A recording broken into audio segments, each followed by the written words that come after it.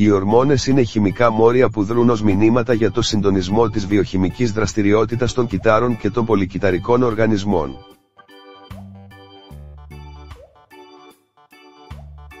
Συνθέτονται στους αδένες του σώματος και κυβερνούν τη ζωή μας διεγυρώμενες από εσωτερικά ή εξωτερικά ερεθίσματα.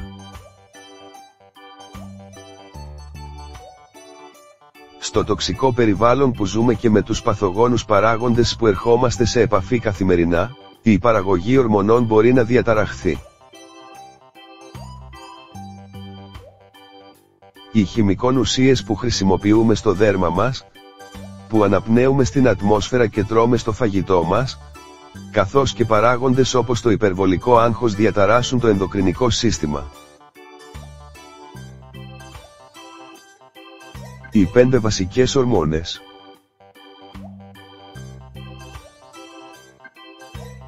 Από όλες τις ορμόνες στο σώμα μας, υπάρχουν 5 που επηρεάζουν σημαντικά την υγεία. 1. Η κορτιζόλη. Είναι η ορμόνη του στρες. Την χρειαζόμαστε για να μας κινητοποιήσει να ολοκληρώσουμε τις σωματικές δραστηριότητες και να μας δώσει επιπλέον ενέργεια όταν είναι απαραίτητο. Τα υπερβολικά επίπεδα κορτιζόλης αυξάνουν το σάκχαρο στο αίμα, προκαλούν αύξηση του σωματικού βάρους, χρόνια κόπωση και μπορεί να προξενήσουν λιποδιεκφύλιση του ύπατος.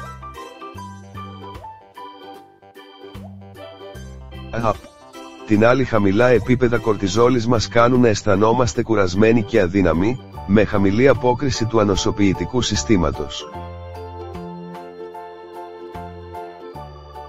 2. Διϊδροτεστοστερόνη, DHT.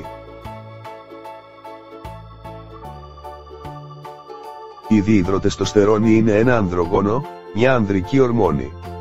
Οι γυναίκες την έχουν επίσης, αλλά σε χαμηλότερα επίπεδα.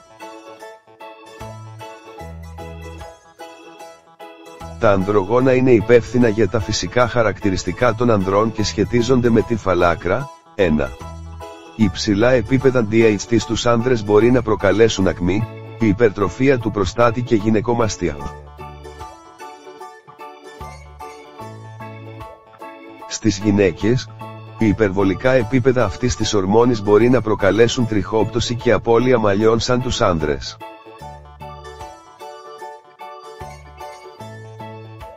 3. Τα ιστρογόνα. Το ιστρογόνο είναι γυναικεία ορμόνη, δηλαδή υπάρχει σε υψηλότερα επίπεδα στις γυναίκες από όμικρον με τόνο τους άνδρες. Είναι υπεύθυνα για την γυναικεία σωματική ανάπτυξη, τη ρύθμιση της εμινορρησίας και τη ρύθμιση της χολυστερόλης. Επιπλέον, είναι ζωτικής σημασίας για την υγεία των οστών και οργάνων, ενώ επηρεάζει και τον εγκέφαλο.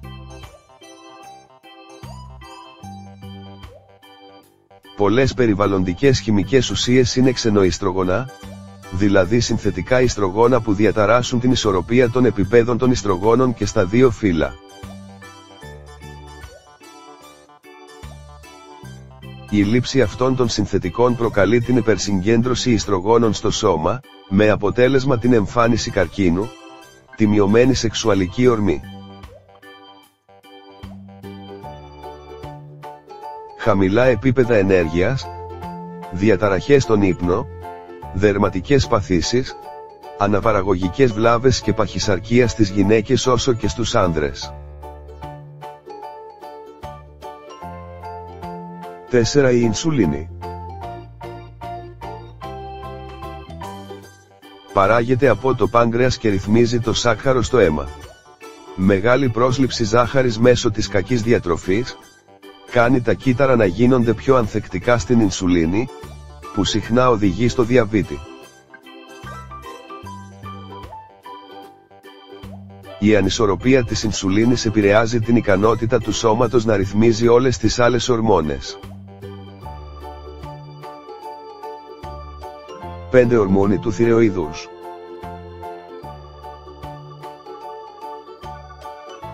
Είναι η αρχηγός των υπόλοιπων ορμονών.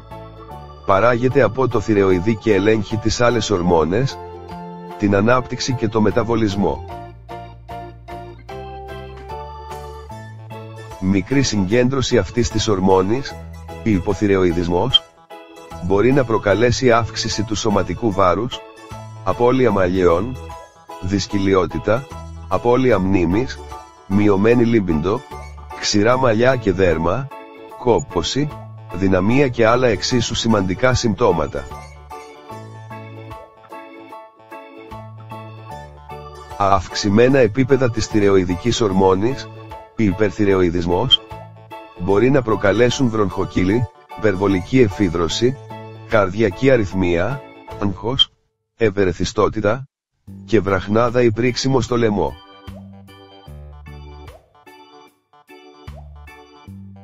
Τσουκνίδα για τις ορμονικές διαταραχές. Ορισμένες ορμονικές ανισορροπίες μπορεί να οφείλονται σε γενετική προδιάθεση, ωστόσο ο αρκετός ύπνος, η σωστή διατροφή και η τακτική άσκηση θα σας βοηθήσουν να επαναφέρετε αυτές τις χημικές ουσίες στα φυσιολογικά επίπεδα. Η τσουκνίδα είναι ένα βότανο που μπορεί να ρυθμίζει τις ορμόνες. Αυτό το ερεθιστικό για το δέρμα φυτό είναι ευεργετικό για τις ακόλουθες καταστάσεις. Την ανεμία.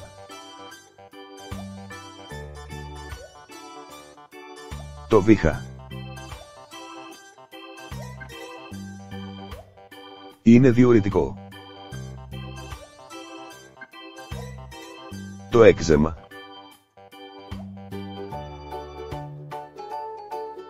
Την υπερτροφία του προστάτη, 2. Την ουρική αρθρίτιδα. Την ανάπτυξη των μαλλιών. Μειώνει το σάκχαρο στο αίμα. Μειώνει την αρτηριακή πίεση και υποστηρίζει την υγεία της καρδιάς. 3. Για τον μυϊκό πόνο και τους πόνους της αρθρώσης.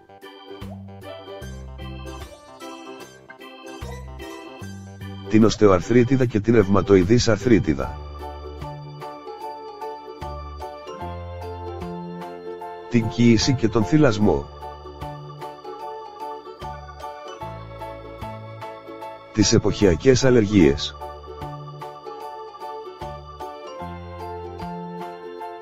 Την ουρολίμωξη, 4. Πώς δράει η τσουκνίδα στον οργανισμό. Όταν υπάρχουν υπερβολικά επίπεδα ορμονών, ιδιαίτερα οι ορμόνες που σχετίζονται με το φύλο, η τσουκνίδα αποτρέπει την πρόσδεσή τους στις πρωτεΐνες, αναστέλλοντας τη διασπορά τους στο σώμα μέσω σωματικών οδών. Οι φυτοχημικές ουσίες της τσουκνίδας αναστέλουν τον σχηματισμό της διϊδροτεστοστερόνης από την τεστοστερόνη και προσδένονται στους υποδοχείς της ορμόνης για να αναστείλουν τη δράση της. Η DHT πιστεύετε ότι είναι η κύρια ορμόνη που είναι υπεύθυνη για την φαλάκρα στους άνδρες. Το τσάι τσουκνίδας μπορεί να σταματήσει την τριχόπτωση που προκαλείται από αυτή την ορμόνη και ενδεχομένως να τονώσει την ανάπτυξη νέων τριχών από λειτουργικούς θύλακες. Επίσης, η τσουκνίδα θεραπεύει από αλλεργίες και άλλες ασθένειες του αναπνευστικού συστήματος, μιας και είναι ένα φυσικό αντιϊσταμινικό.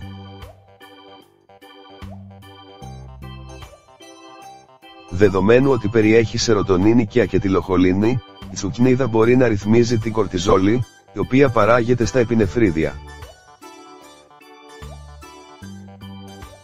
Η θρεπτική αξία της τσουκνίδας είναι επίσης αξιόλογη. Περιέχει τα μέταλλα ασβέστιο, σιδήρο, μαγνήσιο, μαγκάνεο, κάλιο και ψευδάργυρο. Τη βιταμίνη Α, βιταμίνες του συμπλέγματος Β και βιταμίνη K. Είναι ένα ισχυρό αποτοξινωτικό και έχει επίσης αντιφλεγμονώδη δράση, ενώ παράλληλα υποστηρίζει το ανοσοποιητικό σύστημα. Καταναλώστε την οποία μεταποιημένα είναι πηγή υψηλής περιεκτικότητας σε πρωτεΐνες, έχει χαμηλές θερμίδες, τα απαραίτητα θρεπτικά συστατικά, μέταλλα και βιταμίνες. Είναι ιδιαίτερα απαραίτητη σε χορτοφάγους, διαβητικούς ή άλλες ομάδες που κάνουν εξειδικευμένες δίαιτες. 5. Φτιάξτε τσάι τσουκνίδας για να εξισορροπήσετε τις ορμόνες σας. Αν είστε έγκυος, καταναλώστε φύλλα τσουκνίδας και όχι τη ρίζα της, διότι η ρίζα μπορεί να προκαλέσει συστολές στη μήτρα. Βάλτε όριο στο πόσο πίνετε. Όπως αναφέραμε, επηρεάζει τις ορμόνες και η μεγάλη ποσότητα δεν θα έχει τα επιθυμητά αποτελέσματα. Η τσουκνίδα διεγείρει τη γαλουχία, γάμα-γιώτα, αυτό είναι καλό να την παίρνετε αν θυλάζετε.